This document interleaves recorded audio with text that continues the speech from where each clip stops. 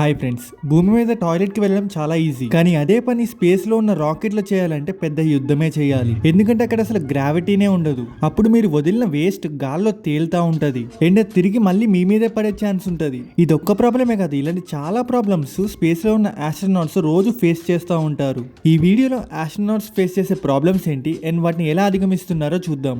మొదటి problem and main problem వచ్చేసి toilet problem. Rocket లో 1 వెళ్ళాలన్నా 2 వెళ్ళాలన్నా చాలా కష్టం. మొదటిగా ఆస్ట్రోనాట్స్ కోసం 2 వెళ్ళడానికి టైటానియం తో చేసిన ఒక సపరేట్ పాట్ ఉంటుంది. ఆ పాట్ లో ఒక చిన్న కవర్ కూడా ఉంటుంది. పని ముగించిన తర్వాత ఆ కవర్ ని చుట్టేసి మళ్ళీ అందులోకే తోసేసేయాలి. అండ్ సైడ్ కి ఉన్న ఇంకో కవర్ తీసుకొని నెక్స్ట్ వాళ్ళ కోసం ఆ కవర్ అమర్చేసి ఉంచాలి. ఆ కవర్స్ అన్ని భూమి మీద వచ్చిన తర్వాత డిస్ట్రాయ్ చేసేస్తారు. బై మిస్టేక్ ఏమైనా వేస్ట్ బయటకు వస్తే ఎమ్మటే వాక్యూమ్ క్లీనర్ దాన్ని అబ్జర్వ్ చేసేసేయాలి. అండ్ 1 వెళ్ళడానికి కూడా సపరేట్ ఎక్విప్మెంట్ కూడా ఉంటుంది. సో దానికోసం ఈ ట్యూబ్ తీసుకోవాలి. ఈ ట్యూబ్ ఒక వాక్యూమ్ క్లీనర్ లాగా పనిచేస్తుంది. సో ఎప్పుడైతే లిక్విడ్ వేస్ట్ అందులోకి వెళ్తుందో అది అబ్జర్వ్ చేసుకుంటుంది. ఈ ట్యూబ్ ని జాగ్రత్తగా ఫిక్స్ చేసుకోవాలి. ఈ ట్యూబ్ లో నుంచి వెళ్ళిన వాటర్ ఫిల్టర్ అయ్యి మళ్ళీ తాగడానికి నీళ్లు వస్తాయి. సెకండ్ ప్రాబ్లం వచ్చేసి ఆస్ట్రోనాట్స్ నీళ్లు తాగడానికి కూడా కష్టపడాల్సింది. అలా ఫిల్టర్ అయిన వాటర్ ఒక ప్యాకెట్ లో స్టోర్ అవుతాయి. ఆ ప్యాకెట్ కున్న క్యాప్ ఓపెన్ చేసి దాన్ని ప్రెస్ చేస్తే వాటర్ బబుల్స్ రూపంలో బయటకు వస్తాయి. ఆ బబుల్స్ ని టాబ్లెట్ లాగా మింగేసేయాలి. అలా వాటర్ తాగుతున్నప్పుడు చిన్న బబుల్ ని కూడా వదలకూడదు. ప్రతి బబుల్ ని మింగేసేయాలి, లేదంటే అవి సెన్సార్స్ ని ఖరాబ్ చేసే ఛాన్స్ ఉంటుంది. యాక్చువల్లీ వాళ్ళు తాగే వాటర్ మనం తాగే వాటర్ కన్నా 10 రెట్లు క్లీన్ గా ఉంటాయి. అంటే మీరే అర్థం చేసుకుని ఎంత బాగా ఫిల్టర్ చేస్తున్నారు.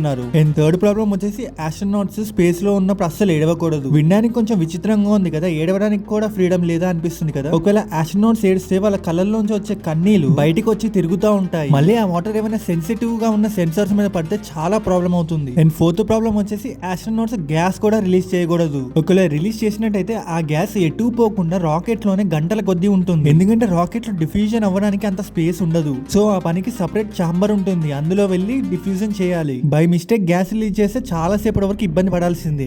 ఐదవ ప్రాబ్లం ఏంటంటే ఆస్ట్రోనాట్స్ కి సరిగ్గా నిద్రే పట్టదు. వాళ్ళు రాకెట్ లో ఉన్నప్పుడు బయట చూస్తే 16 సార్లు సన్సెట్, 16 సార్లు సన్ రైజ్ అవుతుంది. సో ఏది పగలో ఏది రాత్రి అస్సలు అర్థం కాదు. మైండ్ అంతా కన్ఫ్యూజ్ అవుతుంది, చాలా మత్తుగా అనిపిస్తుందంట. అండ్ దానికి తోడు గాల్లో ఊకే తేలుతా ఉంటారు కాబట్టి ఇంకా ఇబ్బందిగా అనిపిస్తుంది. ఆరో ప్రాబ్లం వచ్చేసి వాళ్ళ మజిల్స్ అన్ని యాంటీ గ్రావిటీకి సెట్ అయిపోతాయి. అంటే మజిల్స్ వీక్ అయిపోతాయి. అంటే వాళ్ళు మళ్ళీ భూమి మీదకి వచ్చినప్పుడు నడవడం కూడా కష్టమే అవుతుంది. దీని నుంచి కొంచెమైనా తప్పించుకోవడానికి రోజు 2 గంటలు ఎక్సర్సైజ్ చేస్తారు. సో ఇది ఫ్రెండ్స్ ఇవాళ వీడియో. ఈ వీడియో మీకు నచ్చితే లైక్ చేయండి, షేర్ చేయండి. మరిన్ని వీడియోస్ కోసం సబ్స్క్రైబ్ చేసి పెట్టుకోండి. Thank you for watching.